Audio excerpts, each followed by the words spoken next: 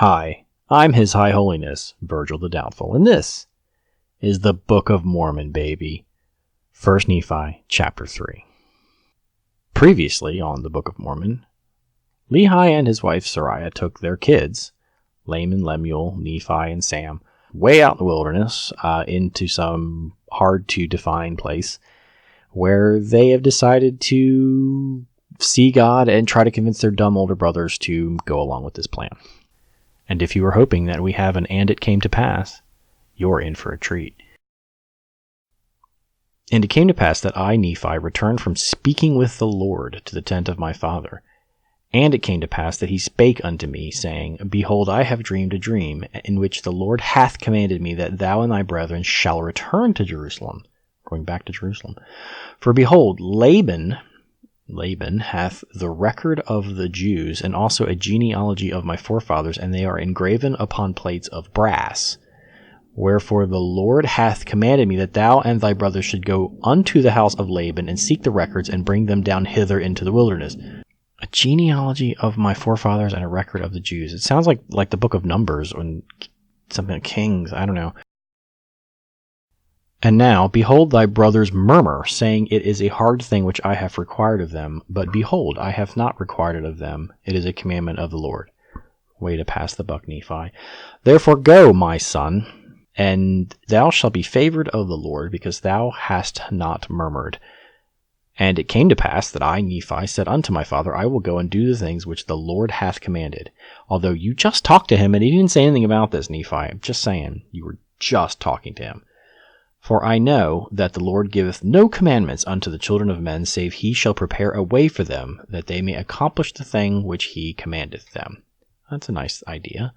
And it came to pass that when my father had heard these words, he was exceedingly glad, for he knew that I had been blessed of the Lord. And I, Nephi, and my brethren took our journey in the wilderness, all 400 kilometers, with our tents to go up to the land of Jerusalem.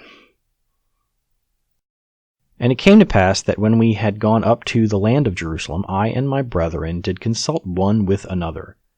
And we cast lots, who of us should go into the house of Laban. Why don't you all go? And it came to pass that the lot fell on Laman, and Laman went into the house of Laban, I hope I'm pronouncing this right, and he talked with him as he sat in his house. Pronouns, man, use the correct pronouns. You're he, him, you're mixing people and pronouns here. And he desired of Laban the records which were engraven upon the plates of brass, which contained the genealogy of my father. And behold, it came to pass that Laban was angry, and thrust him out from his presence, and he would not that he should have the records. Wherefore he said unto him, Behold, thou art a robber, and I will slay thee. But Laman fled out of his presence, and told the things which Laban had done unto us. And we began to be exceedingly sorrowful, and my brethren were about to return unto my father in the wilderness. But behold, I said unto them that, as the Lord liveth, and as we live, we will not go down unto our father in the wilderness, until we have accomplished the thing which the Lord hath commanded us. Wherefore let us be faithful in keeping the commandments of the Lord. Let us go down to the land of our father's inheritance. For behold, he left gold and silver and all manner of riches, and all this he hath done because of the commandments of the Lord. For he knew that Jerusalem must be destroyed because of the wickedness of the people.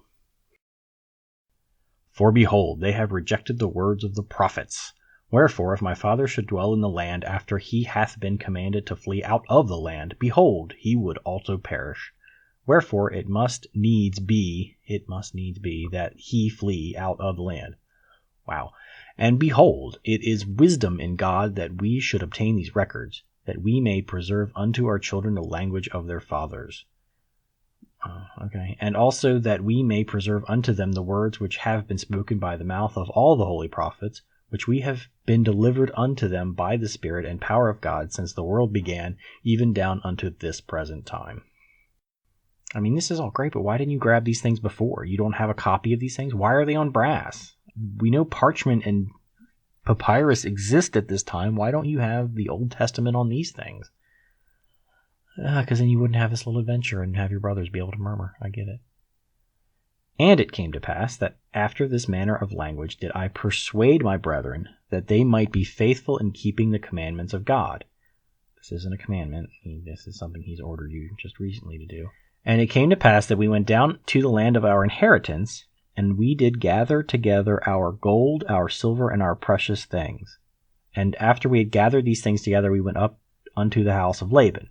Oh, so you're going to bribe him or buy it. And it came to pass that we went in unto Laban and desired him that he would give unto us the records which were engraven upon the plates of brass, for which we would give unto him our gold and our silver and all our precious things. And it came to pass that when Laban saw our property, and that it was exceedingly great, he did lust after it, insomuch that he thrust us out, and sent his servants to slay us, that he might obtain our property. And thus Laban becomes a bad man. And it came to pass that we did flee before the servants of Laban, and we were obliged to leave behind our property, and it fell into the hands of Laban. Well, that sucks. And it came to pass that we fled into the wilderness, all the way back into the wilderness? And the servants of Laban did not overtake us, and we hid ourselves in the cavity of a rock. Do you mean a cave? What's a cavity of a rock? Like a hole in a rock? I don't know what that means. And it came to pass that Laman was angry with me, and also with my father, and also was Lemuel, for he had hearkened unto the words of Laman, as they are going to apparently do all the time. Wherefore Laman and Lemuel did speak many hard words unto us, said many mean things. They're younger brothers. Oh, okay, so they're including Sam in the younger brothers, so I guess we've now learned that Laman and Lemuel are older than Sam, and Sam is older than Nephi. And they did smite us even with a rod. Smite us even with a rod. Wow, they're beating them with a rod. I'm going to avoid any sexual innuendo and move on. And it came to pass that as they smote us with a rod, behold, an angel of the Lord came and stood before them. An angel of the Lord came and stood before them. Wow, an angel of God just tapped in. And he spake unto them, saying, Why do ye smite your younger brother with a rod? Well, earlier it was younger brothers. I guess Sam's not important anymore. Know ye not that the Lord hath chosen him to be a ruler over you? Ouch. And this because of your iniquities? Double ouch. Behold, ye shall go up to Jerusalem again, and the Lord will deliver Laban into your hands. And after the angel had spoken unto us, he departed. Wow. An angel of God just showed up and put the smackdown on them. Why don't you come help us, though? Come help us. Help. They have swords, not rods. You can help me. And after the angel had departed, Laman and Lemuel again began to murmur, saying, How is it possible the Lord will deliver Laban into your hands? He just sent an angel. Behold, he, Laban, I guess, is a mighty man, and he can command 50. Yea, even he can slay 50, then why not us? Because you have angels on your side. You just saw an angel. I mean, I am a skeptic. I am not a believer. But if I'm giving you a thrashing and an angel shows up out of nowhere and stops me and says, no, you're going to do what this guy says, I'm either going to go on psychotic medication or I'm going to help you out. I'm not going to argue with Mr. Angel. That's, wow. And that's the end of 1 Nephi 3, where we have learned that Laman and Lemuel are just a two-headed monster of idiocy and ignorance. So in the context of the story, they are just a constant obstacle purely for plot's sake. So, and angels of the Lord. That's amazing. We have reached the end of chapter 3 of the first book of Nephi, of the Book of Mormon. And I, for one, am not particularly impressed with people's planning. And some people might even say, God does not seem to have a great plan here. It might be suggested that Joseph Smith is just sort of rambling on and thought to himself, oh wait, I forgot those plates. I forgot the Old Testament. I've got to get that out there somehow. So when they make it to the New World, they haven't forgotten their entire history. I don't know if that's accurate or not. We can only speculate. Plan A seems to be run out in the wilderness. Plan B seems to be go back for the plates. Plan C seems to be let's bribe or buy the plates from the guy who's already pulled a sword on us and we have a rod. Seems to be the only weapon they've had until now. then now they're up to a point where they're just going to go back with angel power, I suppose. And while I appreciate that angel power is probably pretty nice to have on your side, it doesn't let me know what's going on. And take the angel with you. I don't know. Have the angel magic the plates out here. Why are we stumbling around the wilderness? And my final note is, and I've harped on this, and I'm going to include it in the animation, as you've seen. Layman and Lemuel are not individual characters. They have no personalities. They have no reason to exist except to be in the way. They are a plot antagonist with no real clear motivation. They've seen their father do superpower talking. They've now seen an angel in person. And that's it. The murmuring is over, and I'm tired of the murmuring. It's going up there with "and it came to pass exceedingly" and "yea" as being annoying.